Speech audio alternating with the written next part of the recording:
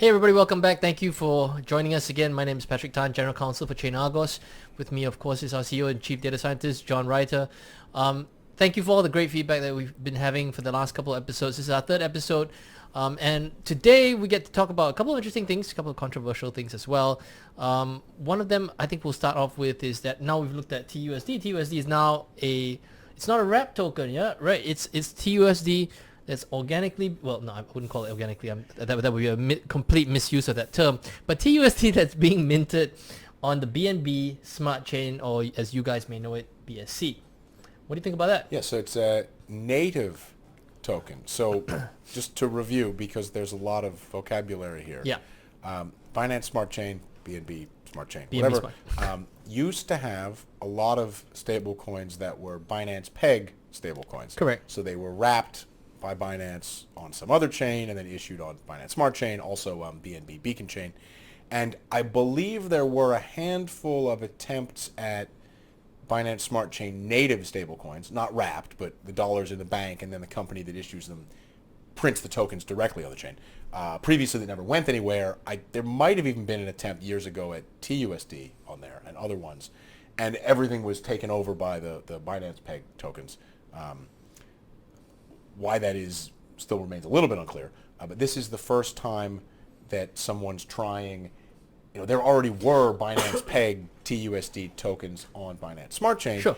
If Binance Peg is run correctly, which it seems to be now, a Binance Peg TUSD and a TUSD are pretty similar, although you can redeem a native stable coin by going to the issuer and saying, here's your coin, I want my dollars. Yep, correct. And in order to do that with a Binance Peg one, you'd have to go to Binance and say, please give me a native one on the other chain, and then take that one to the. So there's two conversations. So you would expect, I guess, that the Peg tokens trade a little bit lower.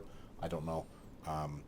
As of now, I just checked moments ago, there were, I think it was $61, not million, $61 as the circulating supply, and there'd been one page of transactions and a handful of transfers. It looked like testing or whatever it is. So probably, yeah. It's too early to say. Yeah. Either somebody called out for sushi, and then they paid 61 TUSD and made the transfer on chain, because there's a few, like a mint of 1,000 a transfer and then a burn. Well, I mean, Maki's not particularly expensive. Okay. Anyway. So, but it's too early to say how these assets will compete with each other, because there isn't a meaningful amount of that one yet. It was just.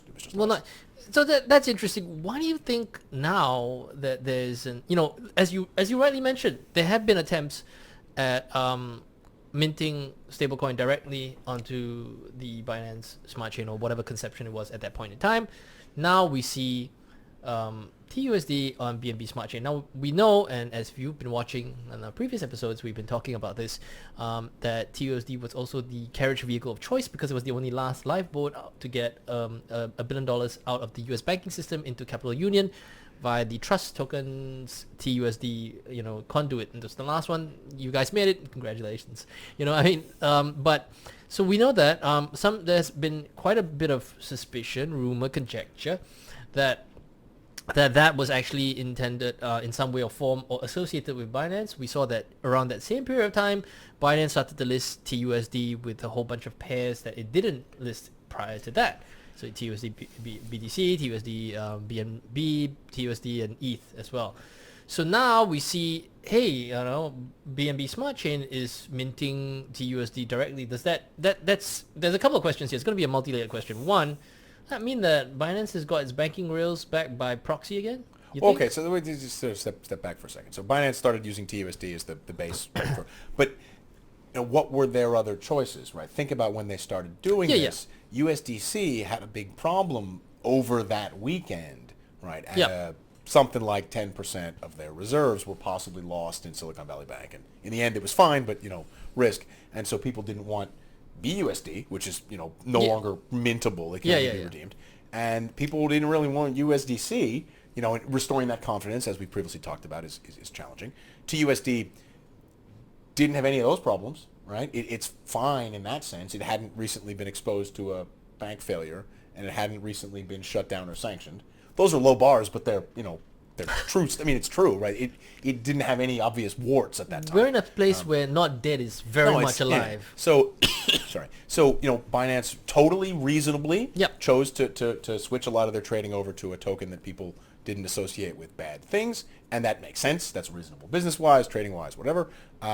So I suspect they did this mainly because it didn't have any serious problems. Whether they have some other kind of relationship or not, until the announcement that they were going to be natively minted on Binance Smart Chain, there was no other indication that these things were particularly close. Yeah, okay. Is that another indicator that maybe somebody should look into if they're related? I'm not sure, actually, because the whole Binance Peg token thing, after they did it, we found they did it wrong. There were problems. The token was shut down, whatever. Maybe they just don't want to do that anymore because it's more trouble than it's worth. So one read of this is they're just being completely reasonable business people and saying, this is more efficient. You do that. We do this. We're going to stop running this process. Next. There might be some... I tend to agree that because, if we look back at the history of Binance, if we go way back, their original intention was really strictly speaking to be crypto on, crypto off. Not necessarily making any comment about this in any way, but not necessarily being pro-regulation, anti-regulation, but the whole idea was that, look, we're going ahead in this whole new frontier. We don't want to have anything to do with regulators, because KYC, AML, that kind of thing. It slows the process down. We're just going to be pure play, strictly crypto on, crypto off. And if you go back in time a little bit to 2016, 2017, 2018, as I do recall, there were plenty of exchanges where there were no stable coins, where it was really just ETH pairs and BTC pairs. And that was, stable coin pairs with crypto is actually a relatively newish kind of thing. Go further back, right? The most famous exchange of all, Mt. Gox, was dollars for Bitcoin mostly. And the problem was that both the dollars and the Bitcoin, I guess, were missing, but it was all bank transfers, wire transfers. Anyone had seen that the Quadriga stuff was, FedEx boxes of cash. Deciding a few years ago, Binance and other exchanges, to not deal with any of that crap and just take stable coins and do it that way is a rational business decision in at least some ways. There may be other problems. All of this just feels like people doing what they think is best for their business, and I don't. No, I agree with that. I think that makes sense. You think about it this way, right? Let's flip it on the other side. You don't have to have that hassle of minting stable coins, because clearly there are problems. It's messy. What I mean? First of all, once you take the cash in, you've got to find some place to put the cash. And then after a while you start to run out of mattresses and floorboards to hide it under, and then that's not and it's not particularly profitable. I mean, now it is because interest rates have gone up, so you could, but if you don't manage that bit well or right, who knows? But that's a separate thing. So could it be that, and this is a way, to me at least, if I were acting for Binance, one of the ways I do it, and this seems to be the way. Look, let's go mint it on our chain because at least the gas is paid in BNB. Oh, okay. I didn't even think of that. Okay. I mean, to the extent that Binance owns some BNB, because it was the original sort of sponsor, initiator, funder, whatever, of some part of these projects. Yeah, I guess increasing utility on the chain would drive up the value of the native tokens, and that's good for them from a classic investor type thing. Yeah, that's rational. Yeah.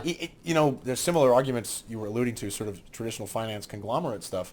Maybe if we separate out this stablecoin thing from this exchange thing, from this custody thing, the businesses are worth more independently because people will value them more highly. Yeah, fine. There are arguments. Look, running Alameda Research attached to an exchange was clearly a bad idea. They should have been run separately. Running these things separately, yeah, fine. Have a good time. I'm not even sort of trying to hide my opinion on this. I don't think there's necessarily anything wrong with any of this. No, I agree. I agree with you. I don't think there's anything wrong. I actually think that this segues and it transitions us into that next phase of where this insanity is headed, which is that we're heading further and further offshore. So for people who are watching, onshore means the United States. Everything outside of that is offshore. The United Kingdom. You've got Mexico, you've got Canada, fish. Yeah. I mean, what we mean by onshore is highly regulated, developed, Western, large population places that have sort of standard regulations. The EU and US securities regulations are different, whatever. Offshore means, well, Singapore to some extent, Hong Kong to some extent, most of the Caribbean islands, the Channel Islands, that stuff off the coast of England, and France in one case, and other Seychelles, Vanuatu, whatever, money center stuff that's out offshore. They're traditionally small islands. Again, Switzerland is kind of like Singapore, where sometimes it's offshore, sometimes it's onshore. A bit like a chimera. Yeah, so this is very much the offshoring of the system. So TUSD is a U.S. business, but is owned by a Singapore or Chinese business, something like that. Something like that. But the money, as per their disclosures, whatever, is mostly in the Caribbean now. That's offshore banking. Correct. Totally standard stuff. And there was U.S. government stuff a while ago in some lawsuits about asserting that Ethereum was under U.S. jurisdiction because the majority of the miners are in the U.S. Something like that. I don't think anyone's going to make that argument about Binance Smart Chain. Certainly nobody has yet.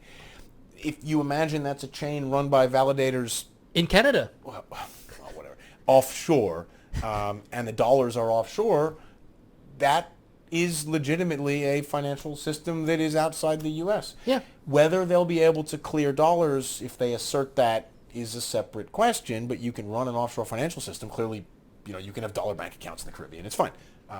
What you're seeing there, literally the offshoring by moving from one chain to another chain. Yeah. So I guess TUSD, if I remember correctly, there's token amounts on Avalanche and something else. Yeah. But the large amounts were on Ethereum and Tron. Well, Polygon, was it on Polygon? Maybe Polygon. Yeah, I don't maybe. remember. They were very, very small. Yeah, correct. If they're now going to dial down the amount on Ethereum and have a whole bunch on Tron and Binance Smart Chain and hold their dollars in the Caribbean, that's it. That's an offshore system. Okay. That's where you get that big banner and go mission accomplished. Well, I'm not sure that's an offshore. I guess that was on a boat, so that's offshore. No, and if they make a reasonable attempt to curtail access to retail investors in the United States, the United Kingdom, France, Germany, Italy, You can go about your business. Japan, then they're an offshore system. And I think we've alluded to this before. There are offshore casinos that people use VPNs and trade on, and I'm not sure trade is the word I would gamble, use. whatever. That's a thing. Nobody's pretending that's 100% shut Correct. down. I mean, they're going to be in that space. Enjoy yourselves. Like that. And the whole point of this would be that, cause then you could go back to Washington and go these are not the dollars that you're looking for, because they're all offshore.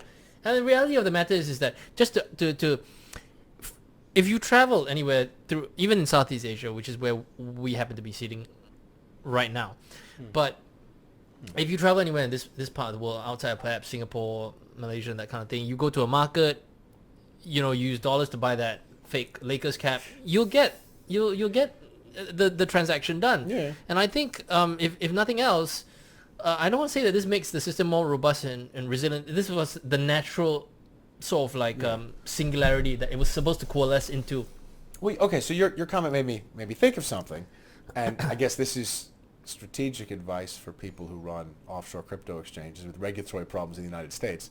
One thing that you can do now, if this whole Tron, Binance, Smart Chain, TUSD thing seems to work and appeals to you, build an offshore setup, make a credible attempt to keep American, British, whatever retail from using it, and then concede that you don't want to operate so much onshore, offer some wins to the regulators by agreeing to stop being there, and just retreat to your already existing functioning offshore system. That actually seems like a reasonable strategy overall. I hadn't seen that until just this moment. I have no idea if that's the strategy anyone's planning. It's clearly not Tether's strategy because they've always been offshore. Yeah. But giving some wins to the regulators that you disagree with so that they'll declare victory and move on. What was the Kissinger-Nixon thing, right? Let's just declare victory and go home. So maybe if you can let the regulators declare correct. victory and go home, Yeah. then you can have your offshore system and be okay. That is a plausible route to achieving at least a couple years of, what's the Chamberlain phrase, peace in our time? To help people to understand this at an even more simple level, just plead guilty to the felony misdemeanor and move on with your life. Do the 500 hours of community service, and then just move on your life. Admit that your local thing wasn't trading properly, whatever. Pay the fine, agree to stop doing it, decrease the size of the entity. And as long as you have a system operating that you're credibly separating from the people you just promised not to deal with, yeah, you should be good. And I should just add, this is not advice. This is not us suggesting how you should do it. I'm just saying that these are observations that this is how it's going to end Yeah, up. we're suggesting that you should think about doing it this way. We're not suggesting you should do this. Now, look, there's clearly legal questions here. I have no idea. I haven't thought about this for more than the few minutes that we've been on camera. But the thing that people forget, of course, is that you're going to have to give the regulators a win if you want them to stop chasing you. Unless you really think you can convincingly beat them in court every time, and they'll keep coming at you because they don't want to back down. And you're probably better off having a system built over there that's outside of their control and then conceding a bit. It's a tactical, strategic, whatever. You got to give the DA something, so... Watch too much Law and Order. Okay. Now, you wrote a very interesting piece, and I was privileged enough to read it, on Blockhead. So, and if you haven't read it, I strongly suggest you go read it on Blockhead regarding the Tornado Cash. Yeah, this is fascinating. So I was sent this to look at by a friend. So Tornado Cash had a blog for years on Medium. They had 2,700 followers, Yeah, something like that. 2,700 followers, that's right. I don't know, real followers, fake followers, mixed followers. No idea. Yeah, that's what they are, the tumbled followers. Tumbled followers. And the blog is fascinating reading. First of all, it teaches you how to run a cryptocurrency mixer business. But they talk about how to run it as a business. They talk about business development, expanding to new chains, revamping the governance stuff. And in some of the earlier posts, it goes back to 2019, I think. Yeah. They talk about how they want to decentralize the system, and then later on how it is now decentralized and they no longer have control over the system. There's one blog post that says something to the effect of, one of the downsides is we can no longer fix bugs. And they reference a post where they found a bug and updated the code. Someone involved in Tornado Cash, first of all, thought this blog was a good idea, whatever, but was operating a business around it. Yeah. They talk about a thing called a relayer. So, and this is described in the blog. You should read the blog, but I'll give a brief thing on relayers. So, the way a Tumblr works is a whole bunch of different people send money in, and then what you get is some kind of complicated receipt, and you can use to withdraw, but you can't connect the in to the out. Fine. The problem is on most blockchains, there's a gas fee to be paid, and you have to fund the receiving wallet so it can pay the fee to withdraw the money. That's a problem, right? So the zero knowledge stuff that does the tumbling works fine, but it doesn't solve the problem of the gas fees. If you tumble the gas fees, you still have to pay to withdraw the gas fees from the, right? You can't solve this recursively. So, one solution is to use a fee-free chain. So it's possible on something like Tron where there's some amount of free credit, you might be able to avoid this problem. Similarly, there are chains that don't have gas, whatever. Another thing you can do is, when it was a proof of work system, is you could have mined your own Ethereum, joined a mining pool, earned a token amount in fresh addresses, and use those. Okay, but none of that is workable anymore. So what they used in practice is a thing called a relayer, which sits in between you for withdrawing and Tornado Cash, and it pools people's gas fees, whatever, and sort of obfuscates where the funding came from. So you pay to the relayer, and then you get a different receipt that you can use to pay the withdrawal fees into your ultimate destination wallet. Well, those relayers weren't decentralized, and it looks like these guys were also running a network of relayers, which they talked about, and they talked about building a decentralized network of relayers, and then blogged about how they finally managed to achieve that. I think this is in 2021 or 2022. Yeah. So the blog clearly documents that until mid-2020, they controlled the system, and until I think it's 2022, they still controlled meaningful parts of the system that they ran as businesses, and they made biz dev decisions around expanding the ecosystem. Whatever you think of any of this activity, that's running a business, not writing code. Yep. And you're going to have to defend that on the basis of the business was okay. You can't say, this wasn't a business, I just published code on GitHub. One of the things they did publish on GitHub as part of the governance process reorganization was a CSV file containing the amounts of tokens they were going to airdrop to various addresses. That's just running an underwriting syndicate type process. That's a classic investment banking activity. The blog is fantastic. It contains a tremendous amount of information. It has not been deleted as of the time of this recording. It is on the Wayback Machine. I I'm kind of astonished nobody published or found this thing earlier. It really does end, from my perspective, the argument that these guys were just writing code. Now, this particular person, I have no clue. Yeah. I know that the Dutch court papers assert that this person was involved in the running of the business. Zero knowledge or opinion about that stuff. It's just interesting that the only defense that's left once you read this blog is either these activities should be fine, or I wasn't the one doing the business stuff. Yeah. And those are totally reasonable positions to take and litigate and discuss and whatever.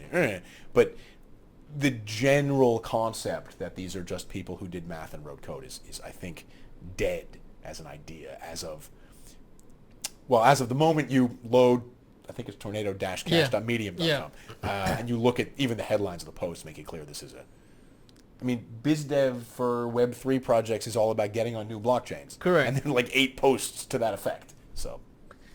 So that's just something I think that's important to take note of, because oftentimes with a lot of, and I think this is a question that's cropped up quite a bit, at least in my casual conversations, is whether or not, I know people who are working on projects and stuff like that, and then they ask, are we doing SEC violations?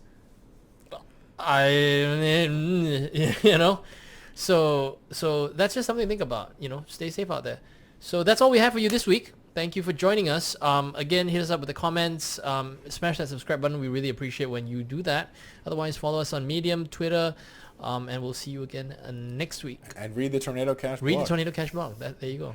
Yeah. See you, guys.